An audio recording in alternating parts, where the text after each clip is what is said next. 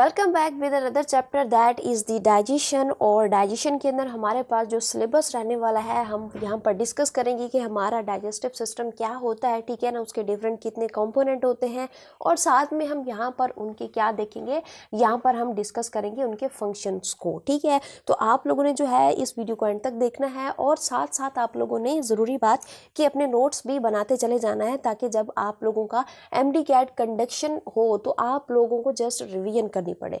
सो हम यहाँ पर स्टार्ट कर लेते हैं, लेकिन उससे पहले मैं आप लोगों को यहाँ पर कुछ बेसिक टर्म्स हैं, ठीक है ना, वो आप लोगों को समझा देती हूँ। जैसे कि सबसे पहले हम यहाँ पर समझते हैं कि हमारे पास न्यूट्रिशन क्या होती है। देखो भाई, न्यूट्रिशन का मतलब क्या होता है कि फूड स्टफ को किसका पार्ट बनाना, हमारी बॉडी का पार्ट बनाना। यानी कि जो हम फूड ले रहे हैं वो फूड हमारे इन्वायरमेंट से हमारी बॉडी के अंदर जब जाती है तो उसको हम क्या कहते हैं, न्यूट्रिशन कहते हैं। ठीक है, and the second term is the nutrient. Nutrient क्या होता है, प्रोसेस ऑफ टेकिंग न्यूट्रिएंट। जो न्यूट्रिएंट हम ले रहे हैं उसको क्या करना, एजिमिलेट करना और उसको यूटिलाइज करना, दैट इज द न्यूट्रिएंट। ठीक है ना। अब अगर हम यहाँ पर देखें तो हमारे पास जो न्यूट्रिएंट होते हैं ना, उनकी दो मेजर टाइप्स होती है। जैसे कि पहला हमारे पास है माइक्रो न्यूट्रिएंट। माइक्रो का मतलब क्या होता है, स्मॉल, यानी कि ऐसे न्यूट्रिएंट हैं जिनका जो मॉलिक्यूलर वेट होता है ना, वो क्या होता है, स्मॉल होता है। जैसे कि हम बात कर रहे हैं किस चीज़ की, हम बात कर रहे हैं फ्रूट्स की। इसके अलावा जो क्या होते हैं, सारे के सारे हमारी बॉडी के लिए जो मिनरल्स होते हैं उनकी बात कर रहे हैं। इसी तरह से हम बात कर रहे हैं आयंस की, और हम बात करें किस चीज़ की, वाटर की। तो ये सारी की सारी चीज़ें यहाँ पर जो है ये माइक्रो न्यूट्रिएंट का पार्ट होती है। फिर आता है हमारे पास मैक्रो न्यूट्रिएंट। मैक्रो न्यूट्रिएंट ऐसे न्यूट्रिएंट होते हैं जिनका मॉलिक्यूलर वेट ज़्यादा होता है than that of the micro nutrient. और इसके अंदर हमारे पास जितने भी बायोमोलिक्यूल्स आते हैं, जैसे कि हमारे पास क्या आता है जी, कार्ब्स आते हैं। इसी तरह से हमारे पास जी प्रोटीन आता है, और हमारे पास क्या आता है जी, लिपिड आता है। तो ये सारी की सारी चीज़ें हमारे काम पे इंक्लूड होती है, मैक्रो न्यूट्रिएंट के अंदर आती हैं। यहाँ पर हमारा एक सवाल है कि ये जो न्यूट्रिएंट हम लेते हैं, ये न्यूट्रिएंट हमें क्यों चाहिए होते हैं, क्यों हमारी बॉडी के लिए ये ज़रूरी होते हैं। तो इसका हमारे पास सिंपल सा आंसर है कि इससे क्या होती है, हमारी लाइफ मेंटेन होती है। देखिए, अगर आप लोग न्यूट्रिएंट नहीं लेंगे तो आप किस तरह से ज़िंदा रह पाएंगे, आपकी किस तरह से जो है वो ग्रोथ होगी। तो ये सारी की सारी हमारे पास ये जो न्यूट्रिएंट होते हैं ना, हमारी मेंटेनेंस ऑफ लाइफ के लिए यहाँ पर ये ज़रूरी होती है। इसके अलावा ये ग्रोथ करवाते हैं और हमें यहाँ पर काम करने के लिए एनर्जी देते हैं। इसी तरह से अगर हमारी बॉडी के बाहर या हमारी बॉडी के अंदर, ठीक है ना, हमारी बॉडी का एक्सटर्नली सेल कोई डैमेज हो जाए या इंटरनली सेल कोई डैमेज हो जाए, तो उसकी रिपेयर के लिए भी हमें एनर्जी चाहिए होती है। एंड हमें यहाँ पर इम्यूनिटी के लिए भी क्या चाहिए होती है, हमें यहाँ पर जो है वो न्यूट्रिएंट चाहिए होते हैं। ठीक है ना। अब अगर यहाँ पर हम देखें तो हमारे पास जो न्यूट्रिशन होती है ना, इसके डिफरेंट 5 फेजेस होते हैं। ठीक है ना। पहला हमारे पास जो फेज है दैट इज दी, कौन सा है जी, इंजेशन। इंजेशन का मतलब क्या होता है, इनटेक ऑफ फूड। ठीक है, इंजेशन किसको कहते हैं, इनटेक ऑफ फूड, यानी कि फूड को अंदर लेना, इसको हम क्या कहते हैं, इंजेशन कहते हैं। फिर हमारे पास आता है क्या चीज़, डाइजेशन। डाइजेशन में हमने जो फूड लिया है, ठीक है ना, वो किस फॉर्म के अंदर होगा, वो कम्प्लेक्स होगा। कम्प्लेक्स को हम किस में कन्वर्ट कर देंगे, सिंपल के अंदर। तो ये हमारे पास क्या हो जाएगा, डाइजेशन हो जाएगा। डाइजेशन के बाद फिर आता है हमारे पास तीसरा step, that is the absorption. Absorption में क्या होगा कि जो भी फूड हमने क्या किया है, जिसको हमने सिंपल किया है, सिंपल करने के बाद वो डाइजेस्ट हो चुका है, डाइजेस्ट होने के बाद उसको हम किसका पार्ट बना देते हैं, ब्लड का, और हम किसका पार्ट बना देते हैं, लिम्फ का पार्ट बना लेते हैं। तो इसको हम क्या कहते हैं, एब्जॉर्प्शन कहते हैं। एब्जॉर्प्शन के बाद हमारे पास क्या आता है जी, एजिमिलेशन। एजिमिलेशन में हम क्या करते हैं कि जो भी हमारे पास फूड एब्जॉर्ब हुई है हमारे ब्लड में और लिम्फ में, उसको यूटिलाइज करने के बाद फिर जो हमारे पास बाकी चीज़ें बच जाती हैं, ठीक है ना, उसको हम क्या करते हैं, उसको हम सिंपल से किस में कन्वर्ट कर देते हैं, कम्प्लेक्स में कन्वर्ट कर देते हैं, और उनको क्या कर लेते हैं, थोड़ा बहुत स्टोर कर लेते हैं। ठीक है ना, इन फ्यूचर वर्क। फिर हमारे पास आता है जी फिफ्थ स्टेप, जो कि हमारे पास लास्ट स्टेप है। इसमें क्या होता है कि जो भी अनडाइजेस्टेड, ठीक है, क्या होता है, जो भी अनडाइजेस्टेड हमारे पास फूड होती है, ठीक है ना, उसको क्या कर दिया जाता है, बाहर निकाल दिया जाता है, उसको जो है वो इलिमिनेट कर दिया जाता है। ठीक है, तो ये है हमारे पास क्या चीज़, 5 फेजेस, जिसमें हमने जो है वो इंजेशन देखा, digestion, absorption, assimilation and the defecation, यहाँ पर हमने जो है वो डिस्कस किया। अब हम यहाँ पर जो है वो स्टार्ट करते हैं अपना डाइजेस्टिव सिस्टम, इसके डिफरेंट कंपोनेंट को वन बाय वन करके यहाँ पर हम देखते हैं। तो सबसे पहले यहाँ पर डाइजेस्टिव सिस्टम को स्टार्ट करने से पहले हम यहाँ पर एक टर्म समझते हैं, जिसको हम क्या कहते हैं, जिसको हम कहते हैं डाइजेशन। सो डाइजेशन क्या होता है, डाइजेशन में हमने अभी पीछे देखा कि जिसमें हमने क्या देखा कि ऐसा प्रोसेस जिसमें हम क्या करते हैं, जो हमारी क्या होती है कम्प्लेक्स फूड होती है, ठीक है ना, उसको हम क्या करते हैं, उसको हम यहाँ पर सिंपल वे के अंदर जो है वो सिंपल फूड के अंदर हम इसको क्या कर देते हैं, कन्वर्ट कर देते हैं। इसी को हम क्या कहते हैं, हम इसको डाइजेशन कहते हैं। जैसे कि अगर हम यहाँ पर एग्जाम्पल को देखें तो हमारे पास क्या आता है जी, लिपिड आता है। लिपिड एक बड़ा मॉलिक्यूल है, एक पॉलीमर है। अगर हम इसको ब्रेक डाउन करेंगे तो हमें इससे क्या मिलेंगे, हमें इससे फैटी एसिड प्लस हमें क्या मिलता है, ग्लाइसिरोल हमें यहाँ पे देखने को मिलता है। फिर इसी तरह से अगर हम बात करते हैं किस चीज़ की, कार्ब्स की बात करते हैं, तो इसको जब हम ब्रेक डाउन करते हैं तो इससे हमें ग्लूकोज मिलते हैं, और जब प्रोटीन को हम यहाँ पर ब्रेक डाउन करते हैं तो इससे हमें क्या मिलते हैं, अमाइनो एसिड हमें यहाँ पर देखने को मिलते हैं। तो ये है हमारे पास डाइजेशन, ठीक है ना। अब अगर हम यहाँ पर देखें तो हमारे पास जो डाइजेस्टिव सिस्टम होता है ना, इसके हमारे पास क्या होते हैं, डिफरेंट 2 मेन कंपोनेंट होते हैं, जिसमें से पहला हमारे पास क्या होता है, GIT यानी कि गैस्ट्रो इंटेस्टाइनल ट्रैक होता है, जिसके अंदर हमारे पास क्या इंक्लूड होता है, माउथ से लेकर हमारा जो एंडिंग पोर्शन है जिसको हम क्या कहते हैं, एनस कहते हैं, ये इंक्लूड होता है। अब GIT का हमारे पास दूसरा नाम क्या होता है, दूसरा नाम हमारे पास होता है जी एलिमेंट्री कैनाल, ठीक है, इसको हम एलिमेंट्री कैनाल भी बोलते हैं। फिर आता है हमारे पास इसके साथ इसके हेल्पर जिसको हम क्या कहते हैं, एसेसरी ग्लैंड, जैसे कि हमारे पास क्या आता है, लिवर आता है, और हमारे पास क्या इंक्लूड है, पैंक्रियाज इंक्लूड है। तो 1 बाय 1 करके ये जो हमारे पास 2 मेन कंपोनेंट है, जैसे कि GIT है और हमारे पास एसेसरी ग्लैंड है, इनको हम डिटेल के साथ यहाँ पर देखेंगे। तो हमारे पास जो पहला पोर्शन है that is the alimentary canal, ठीक है ना। अब अगर हम यहाँ पर एलिमेंट्री कैनाल को देखें तो इस एलिमेंट्री कैनाल के अंदर, ठीक है ना, आप लोगों को जो है वो डिफरेंट कंपोनेंट दिखते हैं। जैसे कि हमारे पास सबसे पहला कंपोनेंट है जिसको हम क्या कहते हैं, ओरल कैविटी कहते हैं, ठीक है ना। अब ये पहला पोर्शन है। इस ओरल कैविटी का हमारे पास दूसरा नाम क्या होता है, इसको हम कहते हैं बकल कैविटी, ठीक है। तो ये हमारे पास इसका दूसरा नाम है, और इसके अंदर क्या क्या कंपोनेंट इंक्लूड होते हैं, जैसे कि हमारे लिप्स होते हैं, टीथ है, टंग है, और हमारे पास क्या होते हैं, पैलेट होते हैं। तो ये सारी की सारी चीज़ें हमारी किस में आ रही हैं, ओरल कैविटी में आ रही हैं। तो 1 बाय 1 करके इन चीज़ों को जो है वो हम यहाँ पर डिस्कस करते हैं। तो पहला हमारे पास बकल कैविटी का जो कंपोनेंट है दैट इज आवर लिप्स। अगर हम अपने यहाँ पर लिप्स को देखें तो ये highly vascularise skeletal muscle tissue से मिलकर ये बने होते हैं, ठीक है ना।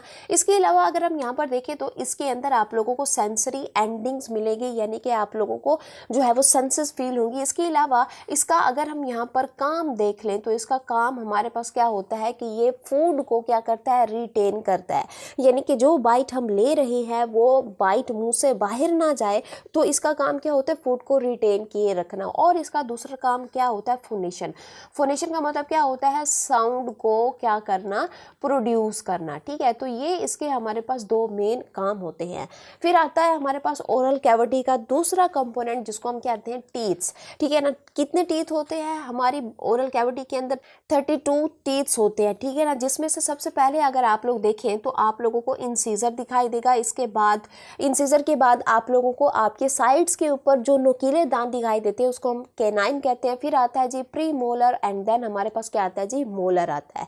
अब ये जो आप लोगों ने अरेंजमेंट देखी कि जब पहले हमारे पास इंसीजर है, फिर कैनाइन, फिर प्री मोलर, और फिर आता है जी हमारे पास मोलर, ठीक है। तो इनकी जो अरेंजमेंट होती है इसको हम क्या कहते हैं, डेंटिशन कहते हैं। और जिस जगह के ऊपर टीथ प्लेस होते हैं, ठीक है ना, उसको हम क्या कहते हैं, उसको यहाँ पर हम बोलते हैं जी सॉकेट, ठीक है ना। जिस जगह के ऊपर हमारे जो टीथ प्रेजेंट होते हैं उसको हम क्या कहते हैं, सॉकेट कहते हैं। सपोज कर लो ये कोई जगह है, ठीक है ना, जहाँ हम क्या कर रहे हैं, जहाँ हम अपना जो है वो टीथ को प्लेस कर रहे हैं, ठीक है, ये टीथ है।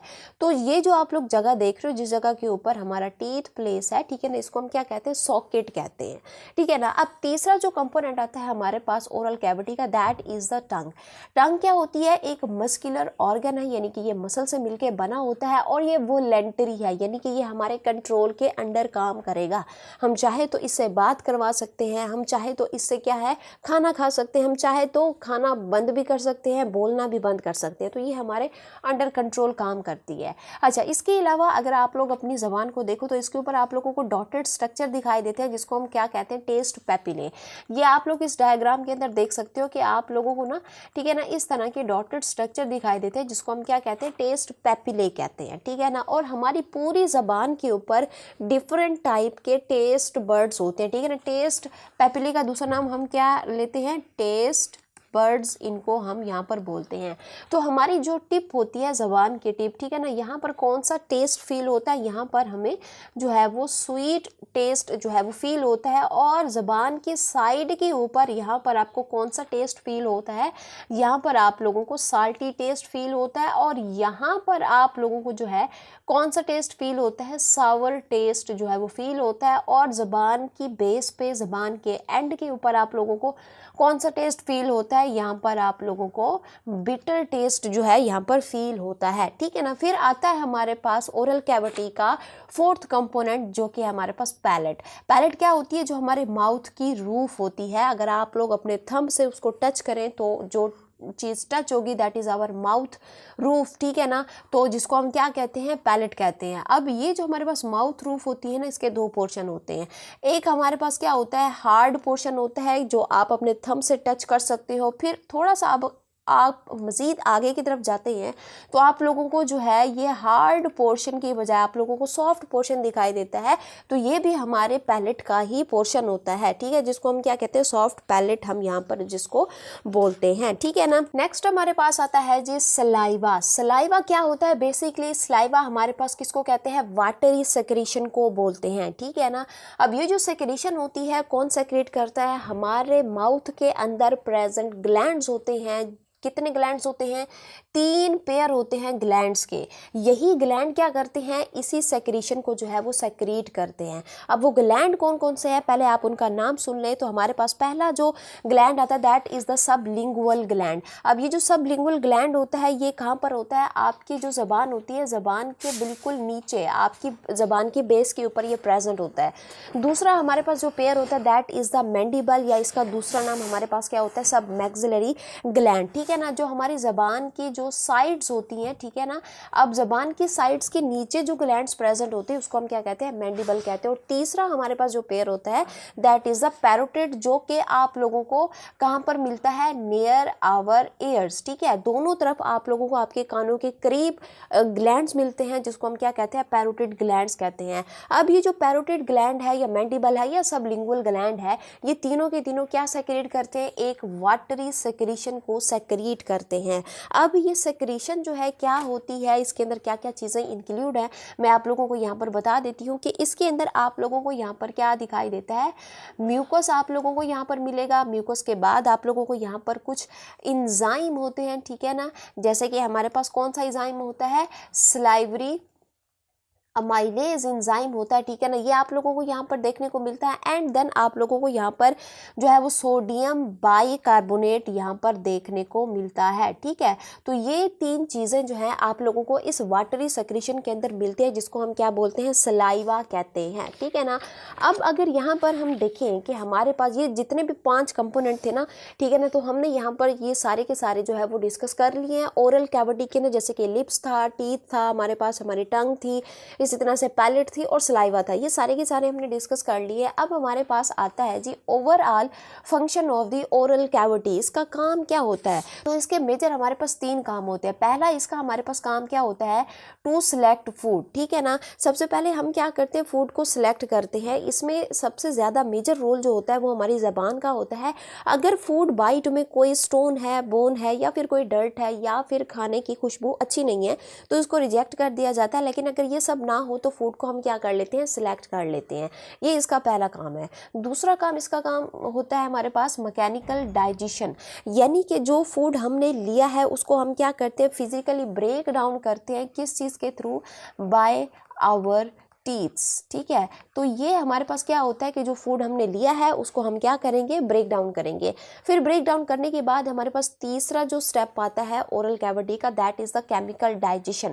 केमिकल डाइजेशन में क्या होता है कि जो भी फूड हमारे पास ब्रेक डाउन हो रही है उसके अंदर हमने किसको मिक्स कर देना है, इस सलाइवा को हमने जो है उस फूड के अंदर मिक्स कर देना है। और इसी तरह से हमारे पास ये तीसरा स्टेप भी फिनिश हो जाएगा, जिसको हम क्या कहते हैं, chemical digestion of the food, जो कि ओरल कैविटी का तीसरा फंक्शन है। तो इस ओरल कैविटी में क्या क्या हुआ, सबसे पहले हमने इसकी क्या की, मैस्टिकेशन की, ठीक है, यानी कि ग्राइंडिंग की। ये जो आप लोग मैकेनिकल डाइजेशन देख रहे हो कि जिसमें हम फूड को क्या करते हैं, फिजिकली ब्रेक डाउन करते हैं, इसका हमारे पास दूसरा नाम क्या होता है, मैस्टिकेशन, ठीक है। इसको हम क्या कहते हैं, मैस्टिकेशन भी कहते हैं और इसको हम ग्राइंडिंग भी बोलते हैं। तो सबसे पहले हमने फूड को क्या किया, मैस्टिकेट किया, उसके बाद हमने इसको सलाइवा के साथ मिक्स किया। जब हम इसको मिक्स कर लेते हैं तो मिक्स करने के बाद हमारे पास जो हमारा बाइट होता है, ठीक है ना, वो क्या बन जाता है, वो एक बोलस बन जाता है, ठीक है। वो एक हमारे पास क्या बन जाता है, एक सॉलिड मैस बन जाता है, जिसको हम क्या कहते हैं, बोलस कहते हैं। फिर इसी बोलस को हमने क्या करना होता है, स्वेलो करना होता है, ठीक है ना। इस बोलस को हम क्या करेंगे, स्वेलो करते हैं और इस प्रोसेस को हम क्या बोलते हैं, डेग्लूटेशन की, जिसमें हम क्या करते हैं कि जो बोलस बना है, बोलस को जो हम स्वेलो करेंगे इसको हम क्या बोलते हैं, इसको हम बोलते हैं डेग्लूटेशन, ठीक है, इसको हम डेग्लूटेशन बोलते हैं। अब हमारे पास सपोज कर लें कि बोलस हमारी ओरल कैविटी में बन गया और उसने अब क्या करना है, आगे जाना है। तो आगे वाला जो हमारे पास पोर्शन होता है that is our the pharynx, ठीक है ना। फेरिंग्स क्या होता है, कैविटी बिहाइंड दी माउथ, हमारे माउथ के पीछे, ठीक है ना, हमारे माउथ के अंदर, हमारे माउथ के पीछे जो है एक कैविटी होती है जिसको हम क्या कहते हैं, फेरिंग्स कहते हैं। और ये क्या है, बेसिकली ये एक कॉमन पाथवे होता है। जब भी हम फूड को ले रहे होते हैं ना, तो हमारे पास क्या होता है कि जब फूड हम ले रहे होते हैं तो उसके साथ, फूड के साथ हमारे पास एयर भी साथ में इंक्लूड होती है। तो ये हमारे पास क्या होता है, एक कॉमन पाथवे होता है। अब इसमें क्या होता है कि ये जो फेरिंग्स होते हैं ना, इसके अंदर आप लोगों को दो पाइप्स जो है वो दिखाई देते हैं। एक आप लोगों को कौन सा पाइप दिखाई देता है, ये वाला जो आप पाइप देख रहे हैं उसको हम क्या कहते हैं, ये हमारा होता है फूड पाइप, ठीक है। और दूसरा आप लोग ये जो व्हाइट कलर का पाइप देख रहे हो इसको हम क्या कहते हैं, इसको हम कहते हैं यहाँ पर जी विंड पाइप, ठीक है।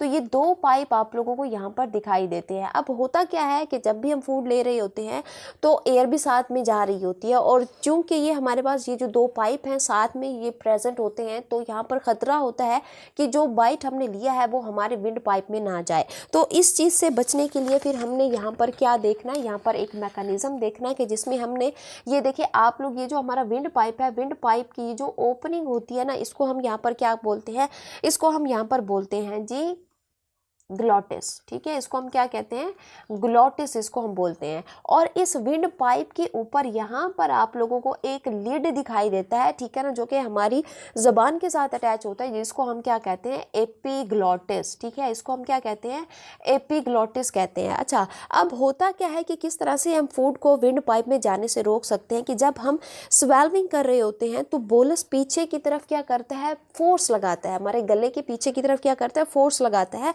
एज अ रिजल्ट हमारे पास जो सॉफ्ट पैलेट है, ठीक है ना, वो ऊपर की तरफ उठ जाता है और जो बोलस होता है इस एपीग्लोटिस के ऊपर, सपोज करो ये हमारे पास क्या है, ये बोलस है, तो ये बोलस क्या करता है, इस एपीग्लोटस के ऊपर आकर क्या करेगा, यहाँ पर हिट करेगा। तो जैसे ही ये हिट करता है तो ये हमारे पास ये जो एपीग्लोटस होता है ना, ये यूँ इस तरह से फिर क्या करता है, हॉरिजेंटल पोजीशन में आ जाता है और हमारे पास ये जो विंड पाइप होता है ना, इसका जो ग्लोटिस है यानी कि इसकी जो ओपनिंग है इसको बंद कर देता है और फिर फूड हमारे पास बोलस से टकराने के बाद एग्जैक्टली कहाँ पर चला जाता है, हमारे फूड पाइप में चला जाता है। तो इस तरह से हमने क्या किया कि अपने फूड को, ठीक है ना, विंड पाइप में जाने से रोका, ठीक है ना।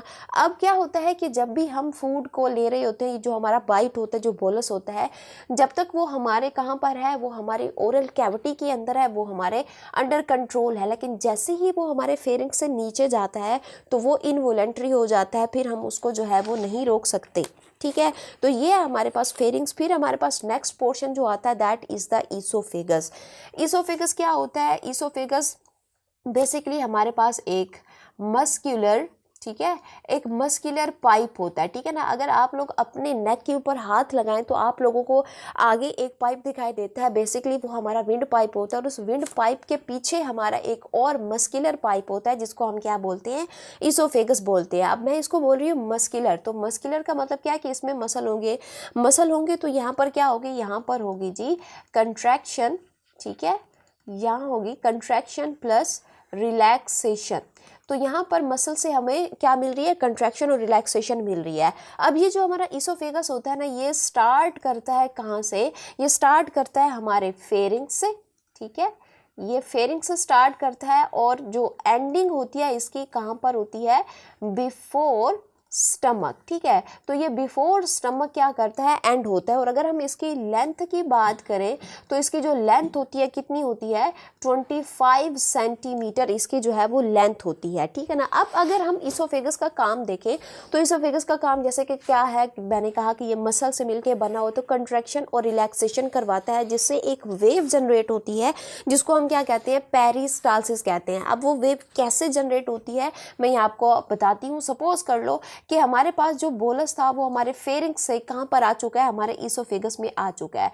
तो होता क्या है कि जहाँ हमारे पास ये जो इसोफेगस के अंदर बोलस आया है, तो बोलस के पीछे और बोलस के आगे वाली साइड पर भी क्या प्रेजेंट होते हैं, मसल प्रेजेंट होते हैं। इस पूरे पाइप के अंदर ये बेसिकली मसल होते हैं। होता क्या है कि जैसे जैसे बोलस मूव करता है, तो सपोज कर लो अब ये बोलस अभी यहाँ पर है, ठीक है ना। जब बोलस यहाँ पर है तो हमारे पास क्या होता है कि जो बोलस के पीछे वाले मसल होंगे ना, ठीक है ना, पीछे वाले मसल क्या करेंगे, कंट्रैक्ट करेंगे, जिससे उसको एक पुश मिलेगा। और फिर उसके आगे वाले मसल क्या करते हैं, यहाँ पर देखिए ये रिलैक्स करते हैं। पीछे वाले मसल क्या करेंगे, बोलस से पीछे वाले मसल कंट्रैक्ट करेंगे, जिससे उसको पुश मिलेगा। आगे वाले मसल क्या करेंगे, रिलैक्स करेंगे, जिससे क्या है कि ये इस तरह की ना एक वेव जनरेट होगी, ठीक है ना। जब वेव जनरेट होगी तो उस वेव को हम क्या कहते हैं, उस वेव को जो है हम यहाँ पर बोलते हैं जी पेरिस्टालसिस, ठीक है ना। उसको हम क्या बोलते हैं, पेरिस्टालसिस हम उसको बोलते हैं। समझ आ गया। अच्छा, इसके एंटी एक और टर्म होती है जिसको हम क्या कहते हैं, एंटी, ठीक है, जिसको हम कहते हैं एंटी पेरिस्टालसिस, ठीक है ना। अब ये एंटी पेरिस्टालसिस क्या होती है कि एक ऐसी मूवमेंट होती है जो पेरिस्टालसिस के एंटी होती है, कि जिसमें फूड जो है वो बैक फ्लो करता है। अब देखिए जो हमारे पास इसोफेगस में पेरिस्टालसिस थी उसमें फूड हमारे पास यूं इस तरह से आ रहा है, ठीक है ना। लेकिन जो हमारे पास एंटी पेरिस्टालसिस होती है ना, उसमें फूड यहाँ बैक फ्लो करता है, ठीक है ना। इसोफेगस से हमारे पास कहाँ पे जाएगा, फेरिंक्स में, फेरिंक्स से दोबारा हमारे पास कहाँ पे जाएगा, ओरल कैविटी में, और फिर क्या हो जाएगी, वोमिट हो जाएगी, जिसको हम क्या कहते हैं, एंटी पेरिस्टालसिस कहते हैं। अब यहाँ पर सवाल ये है कि हमारे पास ये जो एंटी पेरिस्टालसिस है इसका रीज़न क्या है, ये क्यों होता है। तो इसके हमारे पास यहाँ पर जो है वो कुछ रीजंस हैं, जैसे कि क्या हो जाए, इरिटेशन इन स्टमक और द इंटेस्टाइन। जैसे कि आपने क्या खा ली, आपने कोई स्पॉइल फूड जो है वो इनटेक कर लिया है। इसके अलावा कोई फूड ली आपने, उसमें जो है वो टॉक्सिन था, वो जो है वो हाइजीन का आपने ख्याल नहीं रखा, टॉक्सिन चली गई, ठीक है ना। या फिर अगर आप लोगों को क्या हो जाए, इन्फेक्शन हो जाए, तो इससे क्या होता है कि ये जो चीज़ें सारी की सारी ये चीज़ें, स्पॉइल फूड है या टॉक्सिन है, इन्फेक्शन है या बैक्टीरिया चला गया है, ठीक है, तो ये सारी की सारी चीज़ें हमारे ब्रेन के अंदर जाकर क्या करती है, सिग्नल देती है। अब ब्रेन के अंदर तो डिफरेंट पोर्शन है, तो ब्रेन के कौन से पोर्शन को ये सिग्नल देंगी, ये देंगी जी मेड्यूला, ठीक है, ऑब्लंगेटा को यहाँ पर जाकर क्या करेंगी, ये सिग्नल देंगी। फिर रिस्पॉन्स में जो ये जो मेडुला ऑब्लंगेटा है स्टमक को और इंटेस्टाइन को सिग्नल देता है कि आपने कंट्रैक्शन करनी है। अब ये जो कंट्रैक्शन होती है ना, ये अपोजिट डायरेक्शन में होती है, जिससे फूड जो है वो क्या करता है, बैक टूवर्ड इसोफेगस जो है वो पुश कर दिया जाता है। तो ये है हमारे पास क्या चीज़, एंटी पेरिस्टालसिस। अच्छा, यहाँ पर एक और टर्म है जिसको हम क्या कहते हैं, जिसको हम कहते हैं जी हंगर पैंग्स, ठीक है ना। अब ये जो हंगर पैंग्स होते हैं ये क्या होते हैं, देखो हंगर पैंग्स का मतलब ये है कि जब आपका स्टमक जो है ये एम्प्टी होता है और जब आपके स्टमक से जो है वो आवाज़ें आ रही होती हैं कि आपको कुछ खाना चाहिए, तो इसी को हम क्या कहते हैं, हंगर पैंग्स कहते हैं। अब बेसिकली हंगर पैंग्स की दो मेन रीज़न होती हैं, ये जो आपका स्टमक एम्प्टी हो जाता है फिर आवाज़ें आती हैं, ठीक है ना, इसकी दो मेन हमारे पास जो है वो रीज़न हो सकती है। हमारा स्टमक है, ठीक है, हमारा स्टमक जो है वो एम्प्टी हो, जब आपने कुछ खाया नहीं है तब भी आवाज़ें आती हैं। और दूसरा हमारे पास मेन रीज़न होता है लो ग्लूकोज लेवल, ठीक है, लो ग्लूकोज लेवल इन कहाँ पर, इन ब्लड। तो ये हमारे पास इस हंगर पैंग्स की जो है ये दो मेन रीज़न हो सकती हैं, ठीक है। तो ये था हमारे पास ईसोफेगस। अब हम नेक्स्ट स्टार्ट करते हैं, हमारा मेजर पोर्शन स्टार्ट हो रहा है जिसको हम क्या कहते हैं, स्टमक कहते हैं। स्टमक को स्टार्ट करने से पहले मैं आप लोगों से दोबारा रिक्वेस्ट करूँगी कि अगर आप लोग मेरे चैनल पर नए हैं तो प्लीज़ चैनल को लाइक करें, शेयर करें और इसको सब्सक्राइब भी लाजमी करें, ठीक है ना। अब अगर हम यहाँ पर स्टमक को देखें तो स्टमक किस तरह का ऑर्गन होता है, ये बेसिक बेसिकली हमारे पास एक जे शेप स्ट्रक्चर का ऑर्गन है, आप लोग इस डायग्राम के अंदर भी देख सकते हो, ठीक है ना। ये इस तरह से जो है जे शेप का एक ऑर्गन है, ठीक है ना। अगर हम इसकी लोकेशन देखें तो ये कहाँ पर प्रेजेंट होता है, हमारे लेफ्ट साइड डायाफ्राम के नीचे प्रेजेंट होता है और बिफोर ड्यूडिनम। ड्यूडिनम क्या है, जो हमारी इंटेस्टाइन होती है, ठीक है ना, उसमें जो हमारा स्मॉल इंटेस्टाइन होता है उसका जो फर्स्ट पोर्शन है उससे पहले, ठीक है ना। यहाँ पर ये हमारा क्या है, ये सपोज कर लो ये जी है हमारा डोडिनम, ठीक है ना।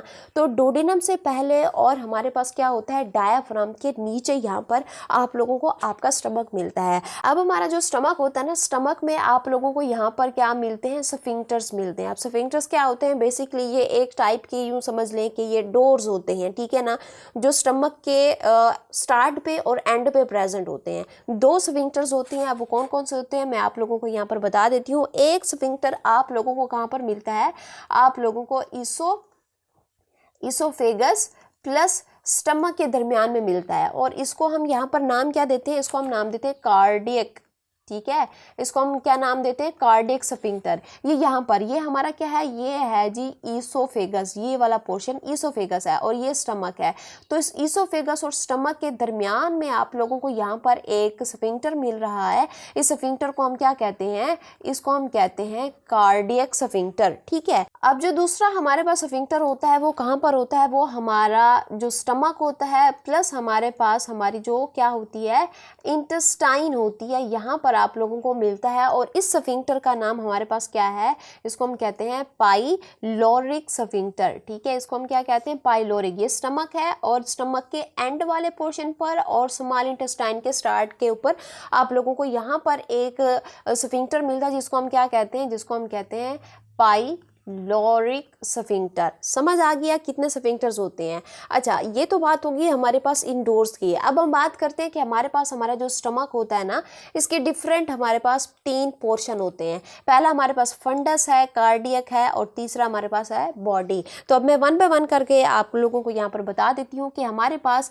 ये वाला जो आप लोग पोर्शन देख रहे हो, ठीक है ना, ये वाला पोर्शन जो आप लोग देख रहे हैं, ठीक है ना, इसको हम क्या कहते हैं, ये है जी फंडस, ठीक है ना। अब इस फंडस के अंदर आप लोगों को कोई भी फूड दिखाई नहीं देती, ठीक है ना। तो इस फंडस के अंदर आप लोगों को क्या मिलती है, जस्ट गैस मिलती है, ठीक है ना। अब दूसरा पोर्शन होता है हमारे पास कार्डियक। कार्डियक बेसिकली हमारे पास इस फंडस के बाद ये वाला जो पोर्शन आप लोग देख रहे हो, इसको हम क्या कहते हैं, इसको हम कहते हैं कार्डियक, ठीक है ना। अब ये जो कार्डियक होता है, कार्डियक में हमारे पास जब फूड आती है स्टमक में, तो फूड यहीं पर क्या करती है, एंटर करती है सबसे पहले, ठीक है। फिर आता है हमारे पास लास्ट पोर्शन, जिसको हम यहाँ पर क्या कहते हैं, ये है हमारे पास जी स्टमक का बॉडी।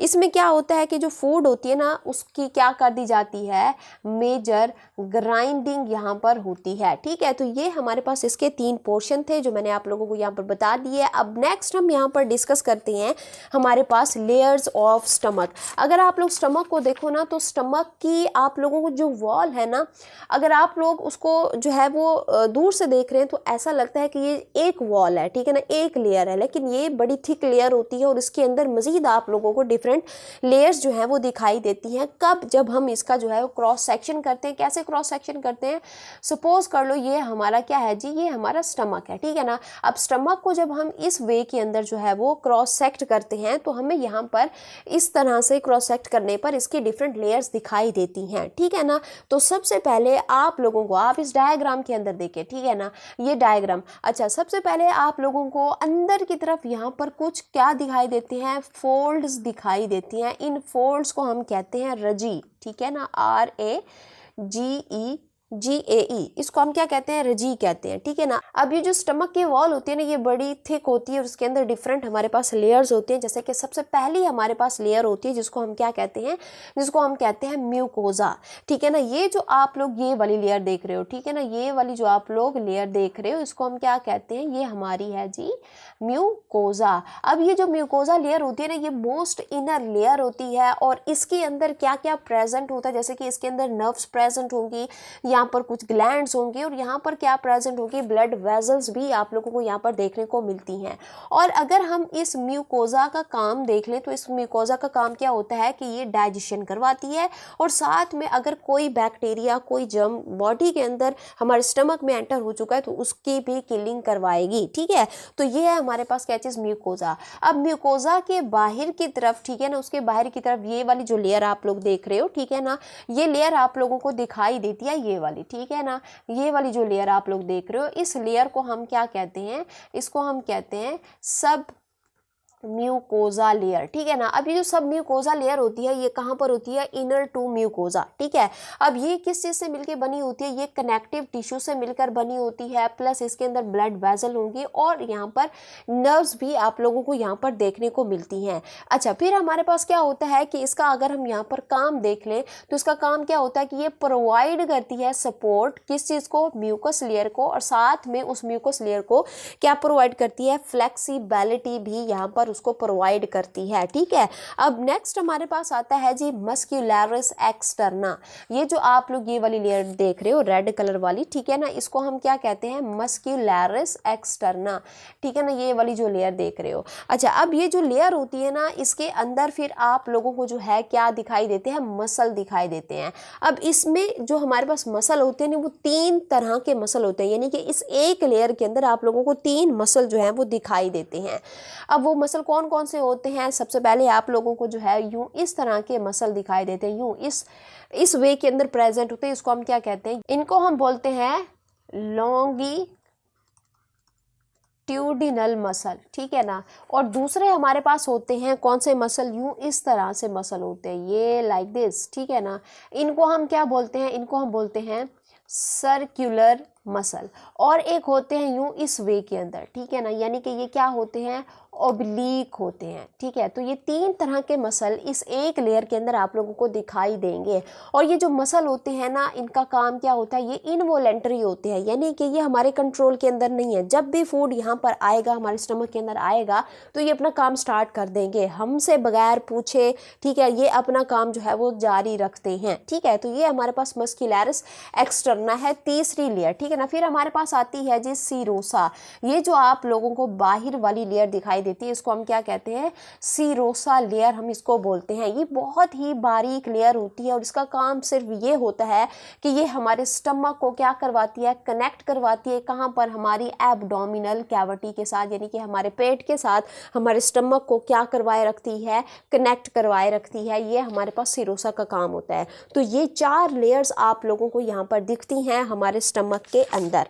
अब हमने सुना था कि जो स्टमक होता है उसमें गैस्ट्रिक जूस होता है जो कि गैस्ट्रिक ग्लैंड से निकलता है। अब ये गैस्ट्रिक ग्लैंड कहाँ होते हैं, इतना सारा जो है वो हमने लेयर्स के अंदर डिस्कस किया है।